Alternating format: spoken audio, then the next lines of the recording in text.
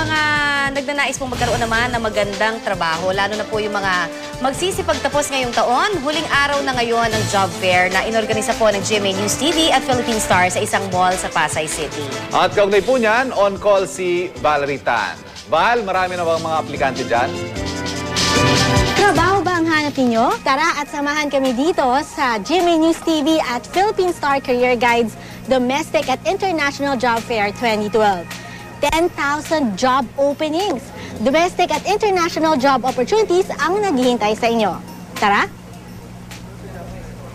Unang dumating dito sa job fair si Raymond Perez, 36 years old na taga-Kawit, Cavite. Call center agent ang kanyang ina-applyan. Isa sa pinakamaraming aplikante dito. Pero ano nga ba ang kanyang lamang sa ibang aplikante? Experience since almost 5 years na rin ako sa QA post and 7 years sa call center. Age doesn't matter, ika nga sa pag-apply ng trabaho. Kaya itong si Mario Esler, 49 years old, isang architect, ay hindi naging sagabal ang kanyang edad sa pag-apply. 4 na taon na siyang nagtrabaho sa abroad at nais niyang muling magtrabaho sa abroad kaya't nagpunta siya dito. Magtrabaho kasi abroad, medyo mas malaki yung maiipon mo kaysa local.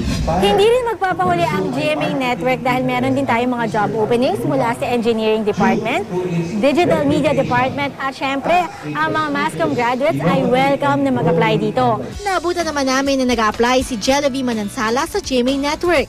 Graduating student ng Taguig City University sa kursong Business Management si Jelavi. Malaking bagay sa kanya ang job fair sa paghahanap ng trabaho. Malaki po yung tutulong ng job fair kasi hindi na po kailangan pumunta sa malayo. Kasi po dito, nare-return po yung ibang company kung saan direct na po. As we know, hirap makakuha ng trabaho ngayon. So, we want to give an opportunity para sa mga taong naghahanap ng jobs para makahanap sila ng trabaho. Para mabigyan tayo ng tips para lalong mapaganda ang ating resume ay kasama natin si Alex Araneta ng Inspire Leadership Consultancy. Ang unang 50 is yung resume. Unang-una is sa simpleng ultimong papel na gagamitin mo, kailangan maganda yung papel na ginagamit mo. Yung picture na ilalagay nyo sa resume, dapat yung magandang picture, yung nakangiti ka. Next is of course kung anong nilalaman nun. And ang ilalagay mo dyan basically is ano yung mga katangian mo at yung mga kakayahan mo kung bakit mo nasasabi na ikaw yung taong tugma sa posisyon na yan. So the other 50% now is yung actual interview mo. And napaka-importante uli yun is because this time nakikita ka ngayon at nakakausap ka. Kailangan mag-research ka kung sino yung pinag-a-applyan mo. Na malaman ng mga kumpanya na ito na meron kang alam. First impressions last. Paalala lamang po para sa mga gustong magpunta at mag-apply ng trabaho. Hanggang mamaya na lamang po ito, 6:00 ng gabi dito sa SMX Convention Hall 3, Mall of Asia.